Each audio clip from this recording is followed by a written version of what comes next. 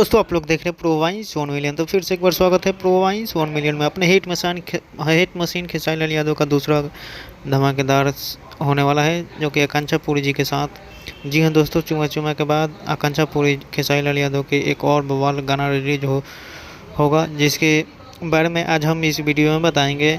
और इसके साथ ही बने रहिए। और उनकी अब तक की कुछ बड़ी खबरें बारे में आप लोग बताएंगे। देर ना करते हुए चलिए वीडियो स्टार्ट करते हैं। आकांक्षा पुरी जी और खेसारी लाल यादव के गाने बारे में बात करेंगे। पहले आप लोग बता दें कि खेसारी लाल यादव आज सुबह खेसारी म्यूजिक वर्ल्ड पे अपने हिट मशीन का नया गाना रिलीज हुआ, राजा कपड़ा लिया द स्टाइलिश बाज़ार से। और गाना काफ़ी अच्छा परफॉर्मेंस कर रहा है और 5 लाख से ज़्यादा व्यूज हो चुका है। साथ ही आप लोग देखा थे मनीषा यादव।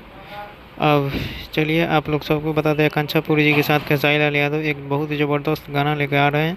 रिलीज किया जाएगा बोका म्यूजिक से। और